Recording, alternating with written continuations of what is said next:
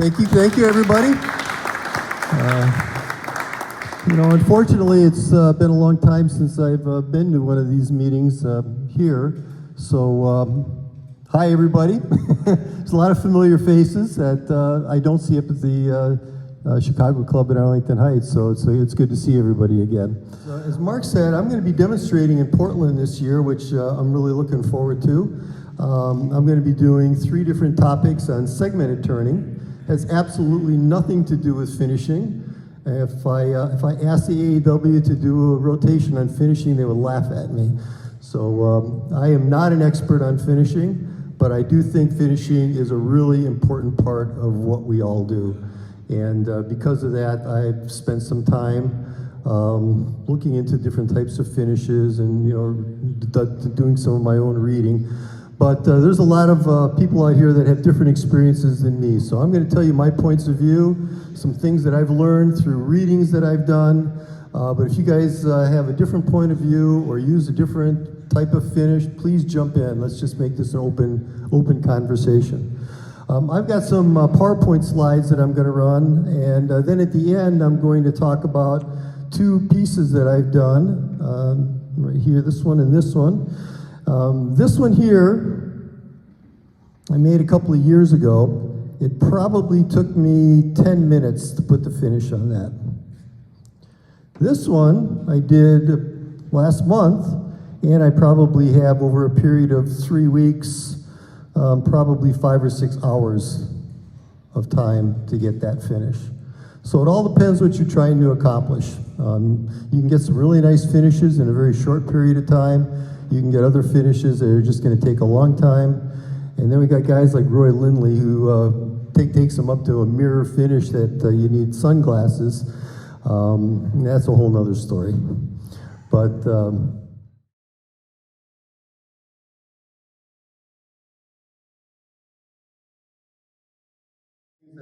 I like to think about before I even start applying the finish.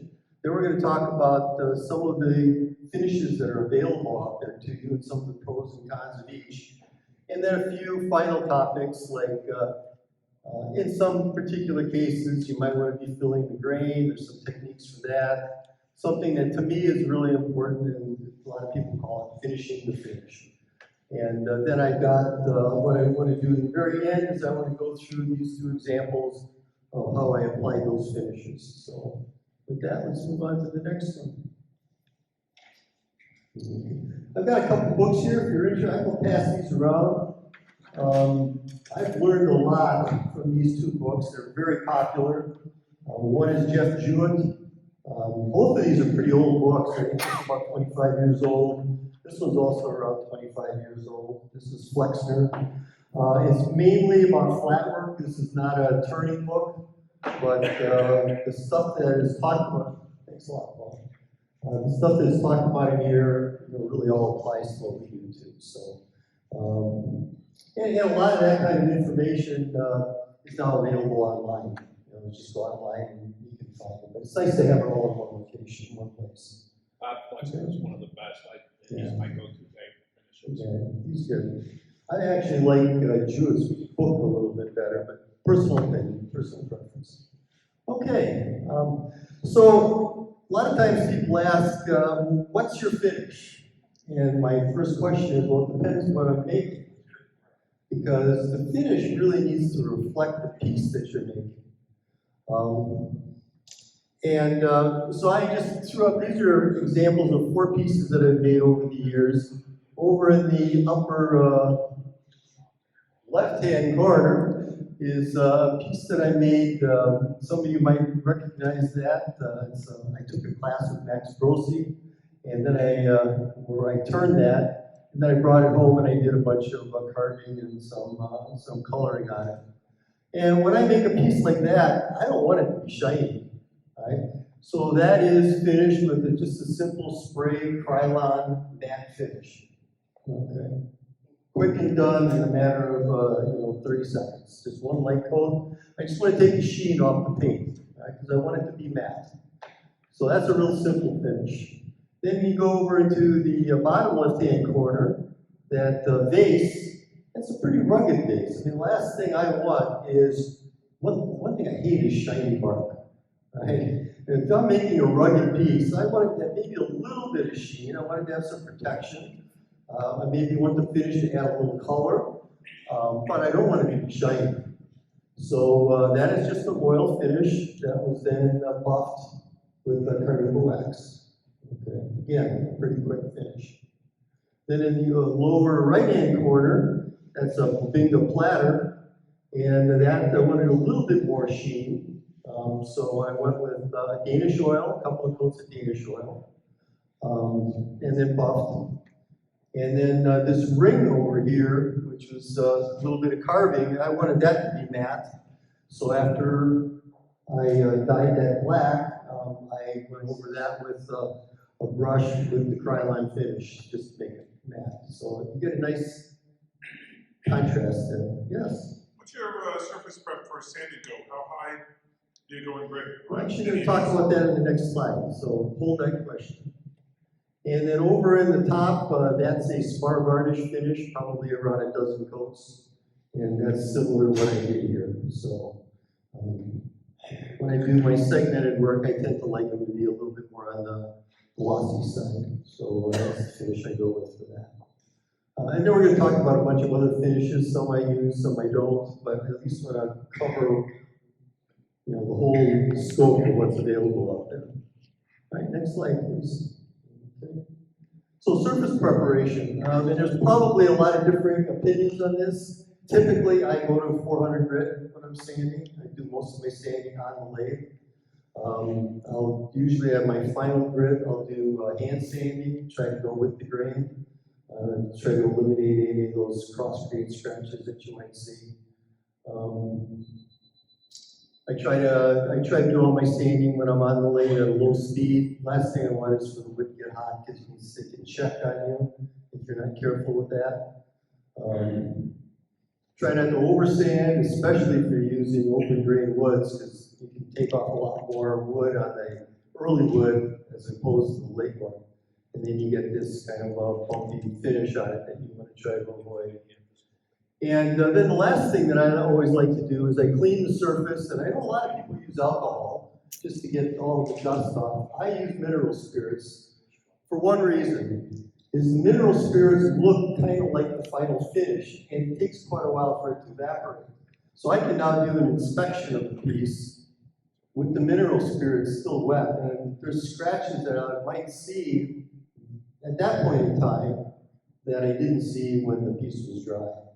So that's just kind of like final quality inspection. Because last thing you want to do is you want to get a couple of coats of finish on it, and all of a sudden you see a scratch that all of a sudden is popping out that wasn't there before. So do as good a job as you can before you put that first coat of finish on. Okay.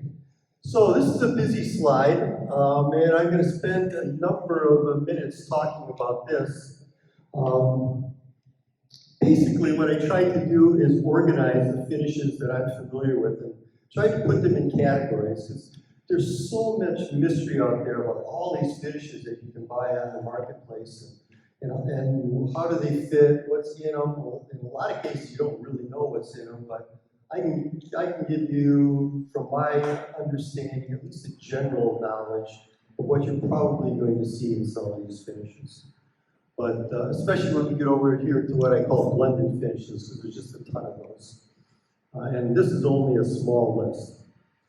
But I want to go back to my last question, because I actually wanted to ask the group, anybody here that goes beyond 400 grit when you're sanding? I'll bet you we've got a number of people. What do you guys go to? 6, 8? Yeah, 6 or 8, depends on me. Yeah. Whatever is necessary. Whatever's necessary, that's a good answer. Yeah. Well, if you're using a combination of wood, acrylics and things like that, you gotta go. Right, acrylics you have to go higher. A lot of the really hard exotic woods, when you're only going to put a wax on it for your finish, is you're probably going to go a lot higher than 400, because you want to get, you want to build up that shine right from the sandpaper, because you're not going to get that much from the finish. Yes. I go with 600 on cherry because I found that since it darkens with age, sometimes it picks up in that process of darkening and so forth, scratches that you didn't see otherwise. So I treat cherry differently. So if you didn't hear that, Don goes to 600 with cherry. It's sometimes cherry, as that patina develops, you might see some scratches show up. You can see them. Okay. Anything else? All right, let me move on then. Back to that slide. We're going to stay on that slide. This is kind of this is the whole main thing here. So I'm going to start over on the left-hand side. The first category of finishes that we have are oils. And these are penetrating oils. What they do is they absorb into the wood. And you can put on I know this, I've heard, I don't do this, but I've heard so there's some production bowl makers that they have big 5-gallon buckets of oil and they just drop their bowls in there and let them soak for a while. Right? But for me, what I do is I'm just putting that oil on, and as it absorbs, I just keep putting more on, until it stops absorbing, and then let it sit for 15 minutes, wipe off the excess, and you're done. Right? So that's pretty much the way I put on an oil finish. There's a number of different kinds of oils. Mineral oil, I don't really use. I know it's been used for a lot with like butcher blocks and stuff like that. But it's not a drying oil, so you're going to have to keep on applying it a lot more often than the drying oils, which are on the second column. And basically, the drying oils, they naturally dry. Linseed oil will dry, but it's going to take a real long time. So the manufacturers have a process where they heat the oil. So I think I read that it's something like 500 degrees, and that kind of changes the chemical structure of the linseed oil so it dries much faster. And all of those oils go through some type of processing. Tongue oil, walnut oil, I think on walnut oil, I think he also heats that, if I'm not mistaken, with mahogany. Some of them may add synthetic dryers, like the Japanese dryers, which speed up the drying process. So, but anyway, all those oils will dry. Soybean oil I don't really use. I know that's used in velvet oil, but that's another oil that's available out there. Right. But you're not going to get much of a shine, right, with the oil finish. But if you're looking for something that's just got a very natural look like this, it's really a go-to finish in my opinion. Like I said, I would never ever in a million years put varnish on a piece of wood like this. And everybody has different opinions on this. I hate to say, putting varnish on this is ugly because you may like it, but if you got a nice piece of wood like this, natural piece of wood, I like to just leave it alone. Just put some oil on it to preserve it and bring out the color, bring out the grain. All right, then we go on to film finishes. And film finishes you can break down into two different types. One are evaporative finishes, like shellac and lacquer are the two main ones. And basically what that means is you've got a resin and you've got a carrier. Right? So with shellac, it's alcohol. When that alcohol evaporates, the finish is dry. With lacquer, when the lacquer thinner evaporates, the carrier is dry. In both of those cases, those finishes dry very quickly, right? 15 minutes, 30 minutes, 10 minutes, it's pretty quick. The other characteristic of evaporative finishes is that, I forget what the term is they use for it, but it's the type of finish that will re-soften when you put another layer on. Right? So you can actually build a thicker and thicker finish that ends up, they all bond together with one another. Pardon? Lacquer, that's my Like lacquer. Yeah, lacquer definitely does that, and shellac does that. Okay. They have some disadvantages, like they're not as good with heat as like a varnish would be. If you happen to use shellac on something that and you're going to spill your beer on it, you're probably going to ruin your finish, right? Because it's an alcohol-based finish. So you just want to think about what the purpose of your piece is before you pick your finish. The second kind is a reactive finish, and it dries a little bit differently, which is why it takes longer for it to dry.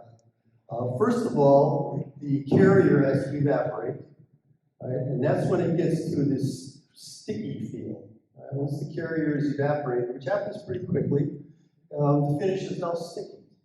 And it's going to be in that sticky state for quite a while, because now the resin oxidizes, and it actually goes through a chemical change to harden it. So it's the oxygen and the resin reacting with one another to harden, and that can take hours. Right? That's why finishes like varnish or spar varnish, polyurethane, those are all finishes that harden using that technique. Now, spar varnish is a little bit different in that it's called a long oil varnish. And it's used for primarily exterior applications, is where it's really popular. A lot of times they're called marine varnishes. And the big difference is there's more oil in it. So it's a softer finish. It's a little bit more flexible finish when it dries, so that if you're putting it on a boat, it's less likely to crack. Right? And it's also got some UV inhibitors in it. But I'll tell you, people have asked me, and I'm a segmenter, so we're always using colored woods. And people always ask me, if I put spar varnish on my segmented piece, will the wood change color? And my answer is no, and I know that because I ran some tests where I actually took pieces of wood and put spar varnish on it, put tape over half of it, and I put it in a window for 6 months. And whether I put spar varnish on, or regular varnish, or anything else, the piece that didn't have tape on it changed color dramatically over a period of 6 months. So, from my experience, you can put as much spar varnish on as you want. Nature is going to take its course, and it's going to change color over time. It may shorten it a little bit, but I'll tell you, it wasn't enough that I even noticed it. So anyway, that's my point of view on that. And polyurethane is very similar to varnish, except it uses a different type of resin, which is more of a plastic. Okay. Any questions so far? Yeah. I'm not familiar with soybean oil. I've just read about it. Okay, Yeah. I've never seen So it. I grew a lot of soybeans. You could have been getting rich. So, yeah, I did. I do know that velvet oil uses soybean oil.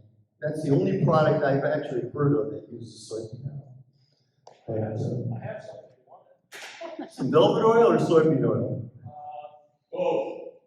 Okay.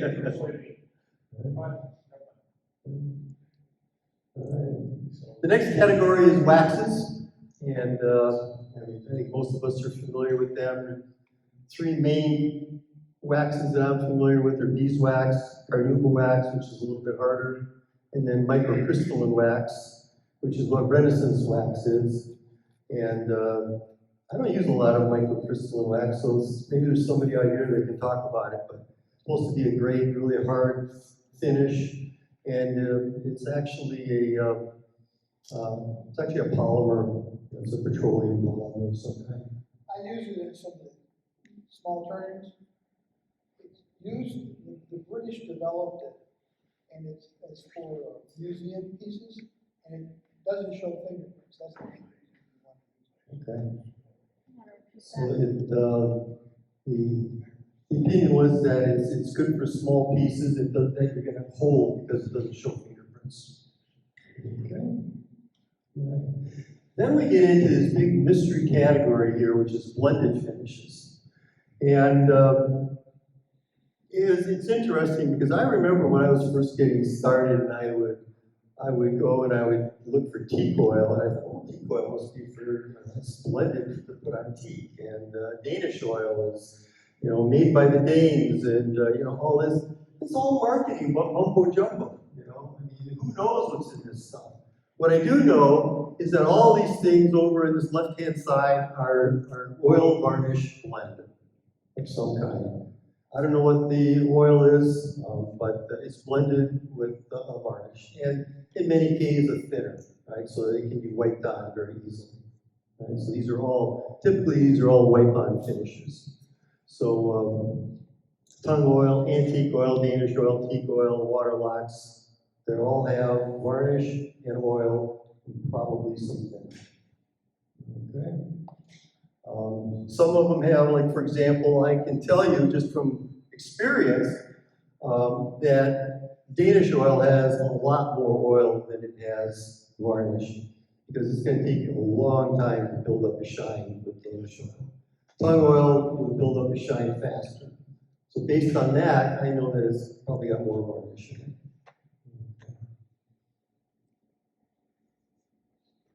And then another category is oil and waxes mixed together. And there's a lot of products there. A lot of these are newer products, at least for me, they're newer products. Things like Tried and True and Rubio and some of those. Dr. Kirk's has been around a long time. Yorkshire Grit. And those are all waxes that have oil that allows it to spread easier and penetrate into the wood. Anybody really have a favorite over here that they really believe in? I like Danish oil, it's really easy for a lot of little pieces. I use a lot of Danish. I tried, I can't even see it now, is it Tried and True? On a walnut blanket chest that I had made, and I really wasn't happy with the durability of it. Just wasn't really fond of that one. Mm-hmm. Yeah, I actually bought some Tried and True 6 months ago or so, and I kind of like it. It's like 40 weight in water oil. I mean, it's really thick stuff. But you know, you rub it into the wood, you let it sit for an hour, and then you wipe off the excess, and you've got a really nice finish. So it's, I found it to be really easy to apply. I don't think it's, as durable as. I use it on all Do you use it all functional the time? items, and all the functional items. Okay. Salad bowls, and spoons, or whatever, I think I put it on. Tried and True original. What's your favorite? Osmo, right? You make, because I remember you mentioned it to me once. That's the stuff. Okay. Is that similar to Tried and True in the way you apply it? I wonder, John gave a presentation on Tried and True and some other finishes, and I wonder if there isn't a lot of similarity there, but I haven't. Probably, or not a problem with Osmo Polyax is that you use very little of it. So it's going to be a long time before I run out. Mark, where do you source that from?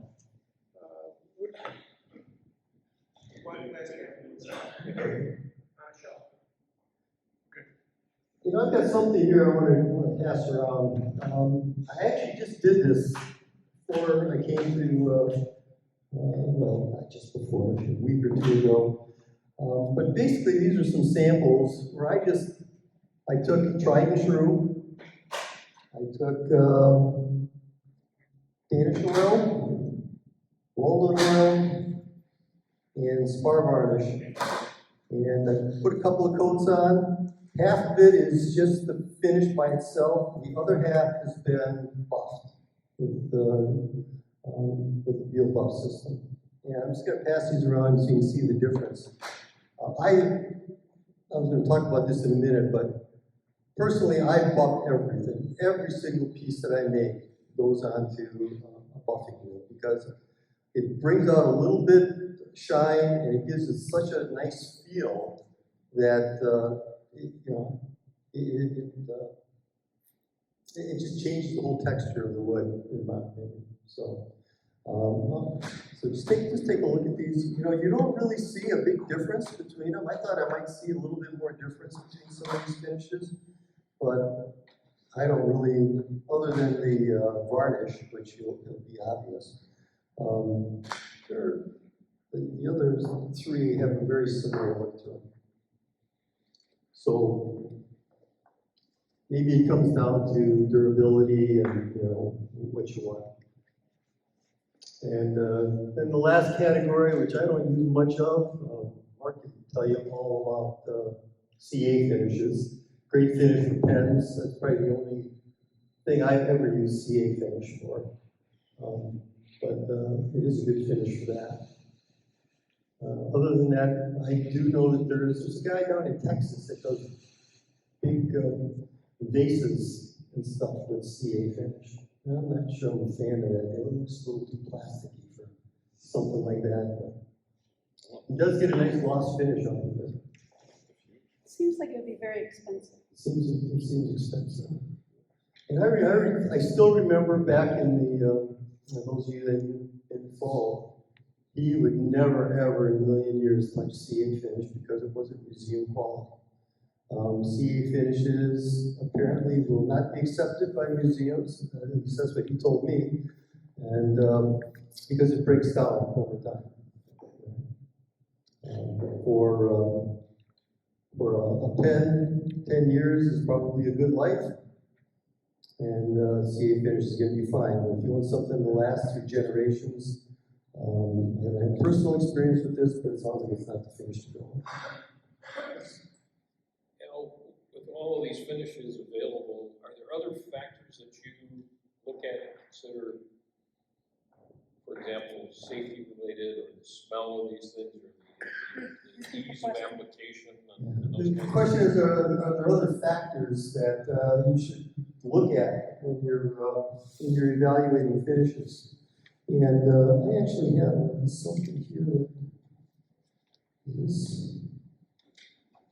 I'm sorry, I didn't know if you were going to get to that. Yeah, well, it's a really good question. And you know, some of it's maybe personal opinion. For example, I work in a basement shop. I don't have great ventilation, so I don't use lacquers, right? Just because I can't get the smell out of the house.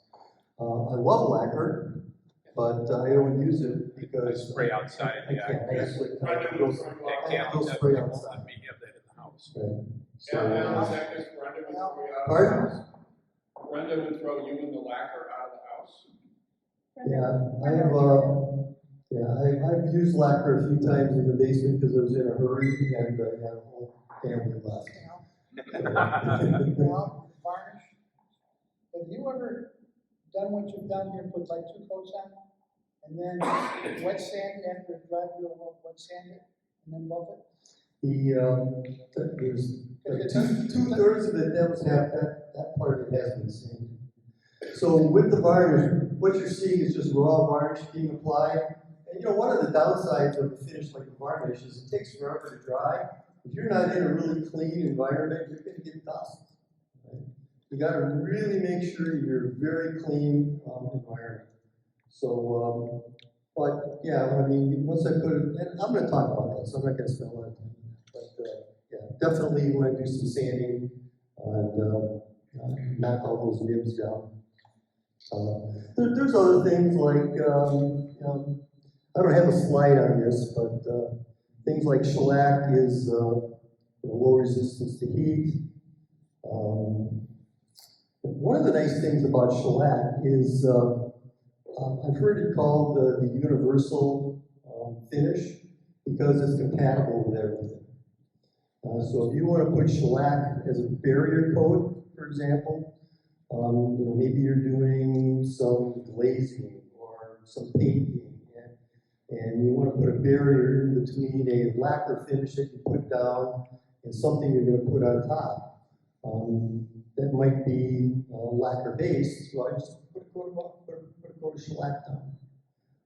There was one time I made something with Coca-Cola, and there was going to be a fancy handle for use in the kitchen, so I wanted to put a varnish finish on it. Well, after it sat in my shop for about 2 weeks and was still sticky, I realized that thing was never going to dry, so I had to take all that finish off. And what did I do? I put a coat of shellac on.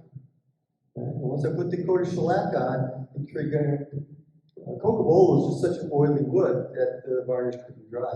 So as soon as I put that shellac on, shellac dried in 15 minutes, and I put a coat of varnish on, and it dried normally.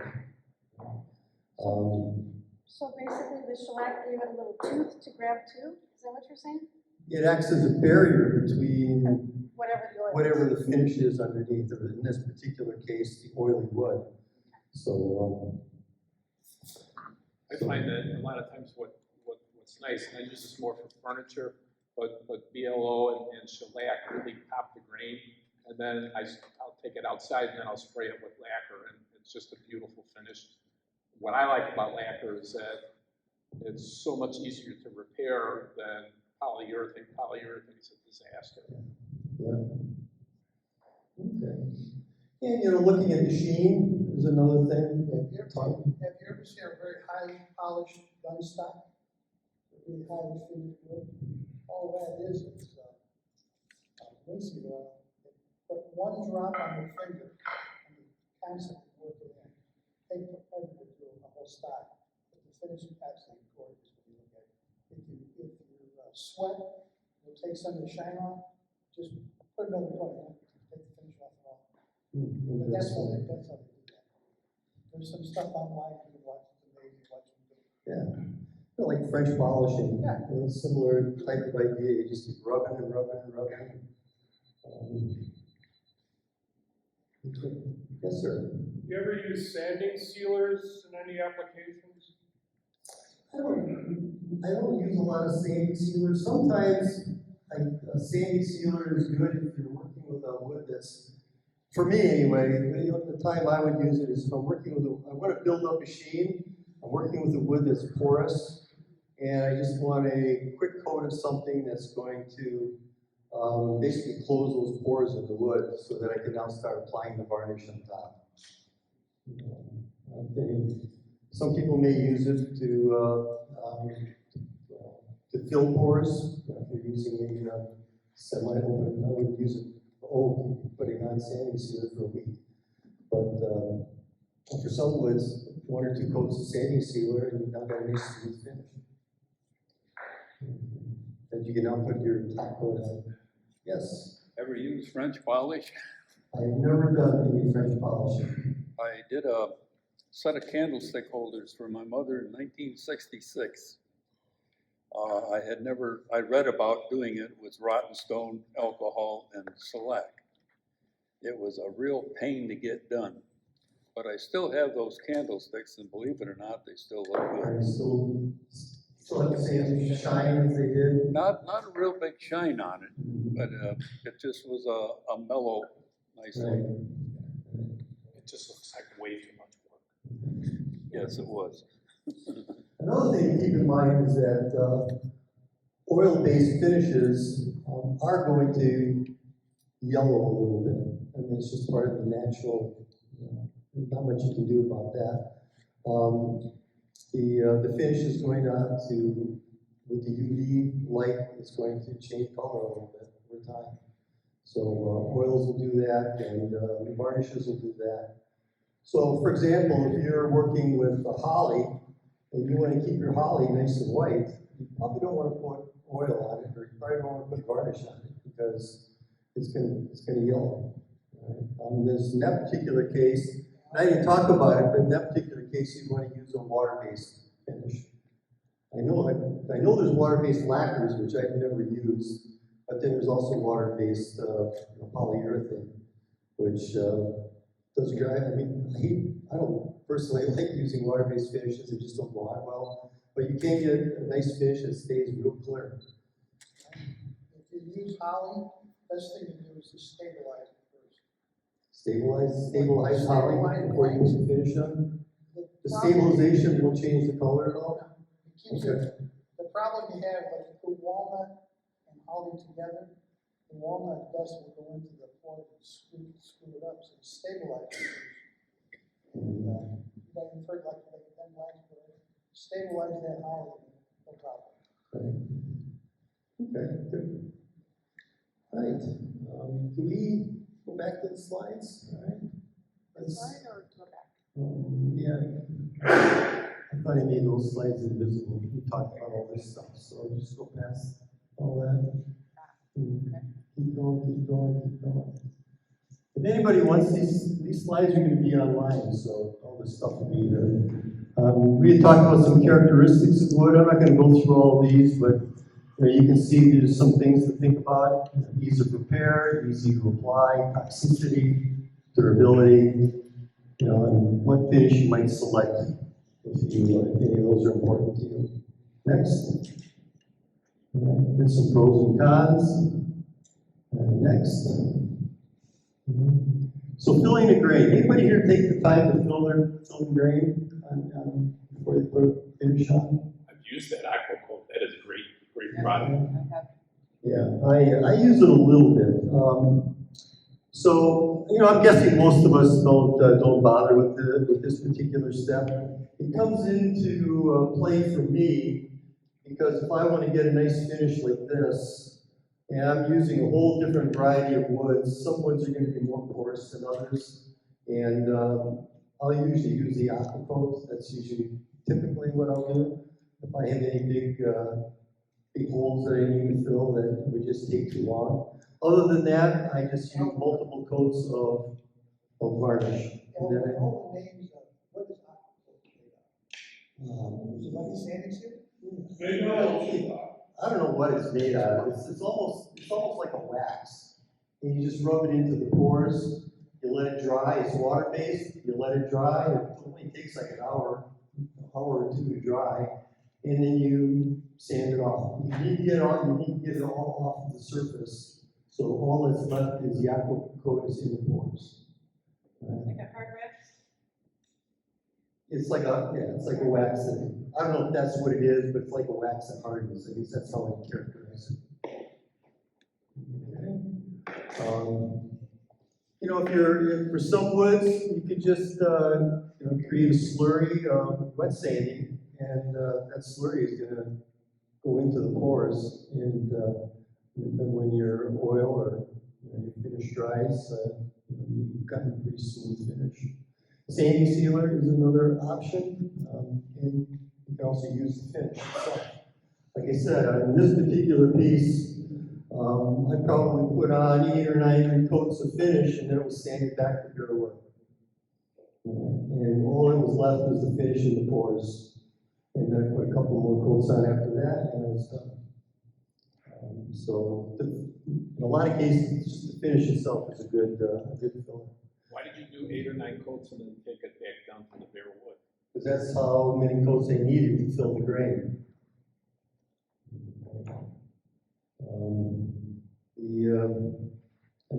This burl on top, but the bobinga, which is some of this kind of brownish looking wood, that just took forever. It has some open grain to it. So it took a while to fill. And then there were a couple of places where it was just, really deep grain. I put some aqua coat in that area.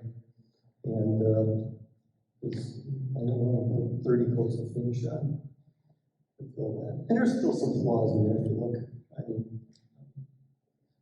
And then liming wax, if you want to add some coloring, liming wax is another good option. All right, next please. Okay. Finish the finish. My personal opinion is it's a huge difference in the way a piece looks and feels if you burnish the wood, buff it out, put a coat of wax on it. Even a varnish finish, I put a carnauba wax finish over the top of it. And I go through the entire, I go through the wheel buff system. This is I know there's a couple of different varieties. There's the 3-wheel system, which is nice for smaller pieces. But if you're doing bowls or bases, I tend to like this. This screws into your lathe, and you just change your wheels. So here's my triple E wheel. I got a white diamond wheel, and then I got a wax wheel. One thing that I don't know if anybody else has this point of view, but I don't use white diamond a lot. And the reason is I find that the white diamond gets stuck in the grain. Yep. So I'll do the triple E and I go right to wax, because triple E just does a great job of smoothing out the finish. The white diamond, that white dust just gets stuck in the grain and it's hard to get out. And you're saying tripoli, TRIPOLI versus the triple P. Yes, Finish. yes. Yeah, the abrasive, the triple E abrasive, which goes on this wheel. She's talking about the triple E this Not the EEE, Right. yeah, the can stuff. Just clarify. Scratch-free, triple E. Okay. But I've also on some pieces where the Beal buff system didn't work. I actually learned this from Roy years and years ago. These McGuire's. I still have cans of McGuire's at home because you talked me into buying it. And I like it. I think it works really well. It's a good way to rub out a finish. And it's an automotive. It's an automotive polish. So you can get it at any automotive store. You still use it, right? Or you're probably not doing that kind of stuff anymore. Well, a lot of times I use 3M Perfected, but it's the same kind of product. It's a cream that's got abrasive in it that's designed to break down. So that as you're using it, you get better and better polish out of it. Sounds similar to Yorkshire and Hampshire's. Yeah, Yorkshire grit is. I've used Auto House before, it's way cheaper than the other stuff, Yeah, the Yorkshire grit is basically a wax that's got an abrasive in it. and it breaks down.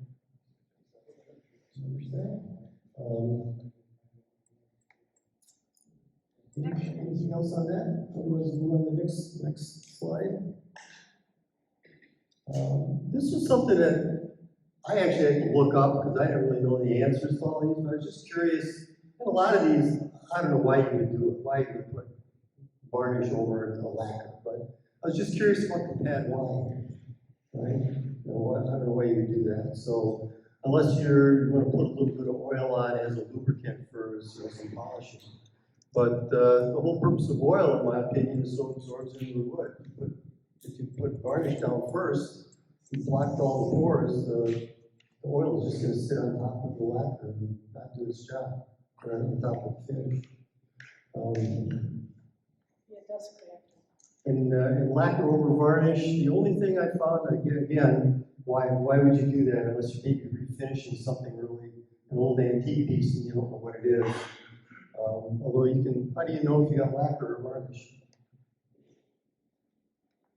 Anybody know how you would test an antique piece? Check the salt, or whatever. Yeah, I would take, you probably can't tell if it's varnish, but I can tell you if it's lacquer. Because I'm just gonna take a little bit of lacquer thinner in an area that's, you can't see, and if the finish comes off, I know it's lacquer. So you can test for that. Or shellac, same thing. Take a little bit of alcohol, a little denatured alcohol, and rub it on the area. If the shellac comes off, you've got shellac. Tastes like chicken. Tastes like chicken. Yeah, that's right. Okay.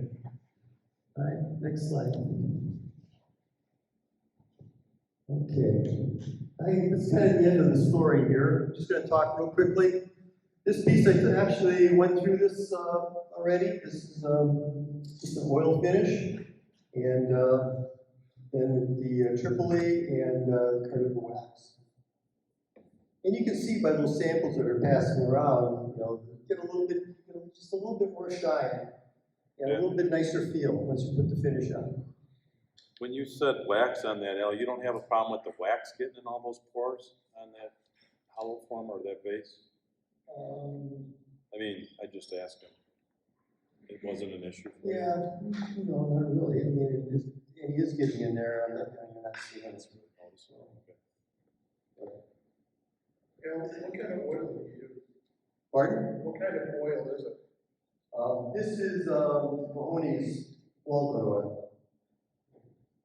And no particular reason other than I got a lot of it. You wanted to make it food safe. Oh, that's a good question. I was going to bring that up. Food safe. Probably 2 camps, I'm guessing. Left, right. To be food safe, does it have to be a natural product? Or can it be anything once it's cured? My understanding is that once it's cured, it's safe. A lot of people will say once it's cured, once all the solvent is gone, and that can take a long time. It can take 3-4 weeks. But once it's cured, it's safe. Now, that being said, am I ever going to make a platter that I'm going to eat off of with varnish? No, because I don't want chunks of varnish coming off in my mashed potatoes. Right? It may be inert, but I'm going to be swallowing varnish. Right? So now I made a 16-inch diameter salad bowl about 10 years ago, and that's got a polyurethane finish on it because I wanted it to be durable. And we put lettuce in it all the time. Take it to the sink, wipe it out, a little bit of soapy water, dry it, and back on the shelf. So in that particular case, I don't care if my lettuce touches polyurethane. That's 10 years old. But like I said, I would never put it on a plate that I'm going to eat off of just because I don't want to be poor on a cutting board that you're going to be cutting a knife into. So I guess just be smart about it. Anybody else have a different opinion than what I said? That's my point of view, I don't know. Okay. All right. The only other thing, just real quickly, we talked a little bit about this. So I made this. This is actually the last piece that I made. And when I got done with it, there was something I didn't like about it initially. The top is a maple burl, and the bottom is this nice curly maple. But the color of that bottom was white. And that white bottom just was such an ugly contrast compared to the top. So I said, I got to do something with that. So the first step in the finishing process for me was to add a dye. And I tend to use TransTint. I've been using it for years. It's a dye that I understand is very, very color fast, which is one of the reasons I like it. In other words, it won't change color or dull over time, like a lot of aniline dyes will. And this lasts forever. I mean, who knows when I bought this? I bet you it's like 8 to 10 years old. It only takes, it was like 3 drops to dye to get the maple this color. So it lasts a really long time. And you can get it in a lot of different colors, and you can get it in a lot of different wood tones. So this, for example, is called Honey Amber. And so that was my starting point. Then, I had this really nice curly maple, and I wanted to do as much as I could to bring out that curl. So I put an oil finish on it, Mahoney's. So I saturated it in Mahoney's and let it sit for a couple of days. And that really helped, between the combination of the dye and the Mahoney's oil, just really made that maple pop. And, that's one of the nice things about oils, is it penetrates into the wood, and it's going to penetrate, faster and deeper in certain areas than others, and it's just going to make this grain really stand out. And then the last thing is I wanted a nice smooth finish. So I started putting on, this is on the lathe, the well's turning on the lathe, I'm wiping on varnish. How did you apply your dye? I was gonna say, did you do a test? Yeah, I guess first of all is once I mix the dye, I just used a rag and just on a scrap piece of wood just to make sure it had the color that I was looking for. And then this dye, one of the nice things about this dye is it'll mix with almost anything. You can mix it with water, you can mix it with alcohol. I've actually even mixed it with glue because I wanted to dye my glue. And it worked great. So there's probably a lot of other things you can mix it with too. But I think you can mix it with acrylics. So it's very versatile in that regard. You ever work with Purple Heart? I have worked with Purple You know, Heart. it's dark when you buy it, or. And it's nice and light when you buy it, and then it turns brown, and then that purple one. If you make a pen on Purple Heart, I suggest you use a purple dye and dye it with that. Yeah, It's and that's a good point, because when I was making furniture, I used to love to make walnut furniture before walnut cost $14 a foot. But one of the bad things about walnut is it lightens a lot over time. So I always put on a walnut dye when it was brand new, and it helps keep the walnut nice and dark. But yeah, you have a lot of things like that. How does that affect the sapwood when you use a dye? Can you still tell that it's sapwood, or is it? Well, you know, a lot of finishers will actually use dyes to balance the sapwood in the hardwood. So if you have walnut that's, you know, half of it is sapwood, I'm not really that good at it, but a good finisher, you can make that piece all look the same. And he's just done that with dyes. He just applies dyes to the sapwood and blends it all together. I like the stripes. I use that for design purposes in a lot of pieces that I do. But I'd be concerned if I were putting a walnut dye in there that it would kind of blend all the sapwood and the hardwood together. It would, yeah, definitely. All right. Al, one of my friends, Salem Parker, had recommended a tip of using an airbrush with the dyes in it to go over box elder flame to preserve that so it doesn't turn brown. Well, I know that Ben used to do that. Oh, yeah. He used to always do that. Yep. So.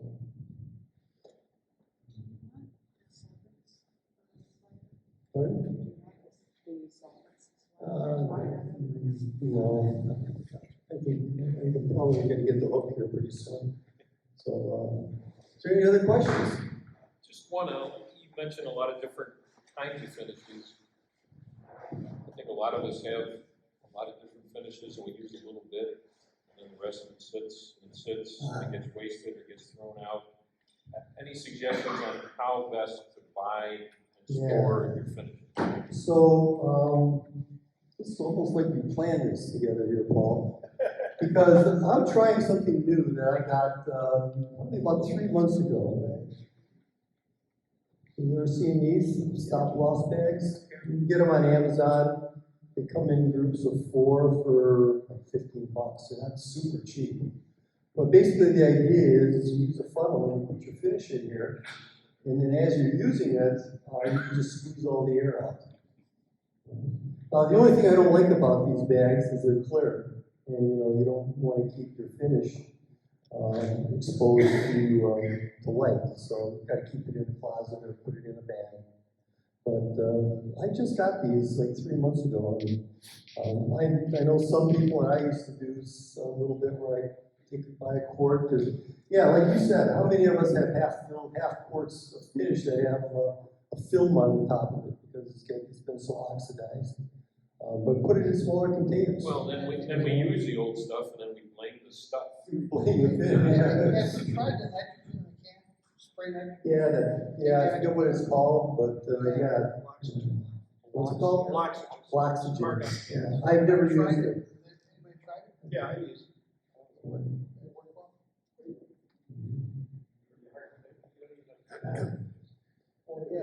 So if you're not familiar with it, it's a spray that you can get.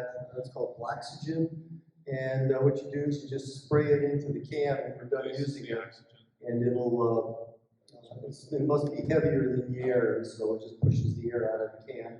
Then you put your cap on. I would think the bag should be a lot cheaper than the oxygen stuff. Yeah, that's why I'm kind of going. I used to use some smaller containers. I'm going to try these. But yeah, you definitely don't want to have cans of this half full laying around because the air in there is just going to cause the finish to go bad. Can't really use bags or gels. Anything else? Okay. I use my little brush-in bottles all the time, and if you take a can like that and try to pour it into that little bottle, even with a funnel, it becomes bad. So I take a used whiskey bottle with a long neck on it and put the whole can right into that. I can shake it, I can see what I've got in there, I open it up and can pour it in that little bottle with no problem. It's only a problem when you had a little bit too much of the whiskey. See, You don't know which one to drink. I've got a couple extra bottles.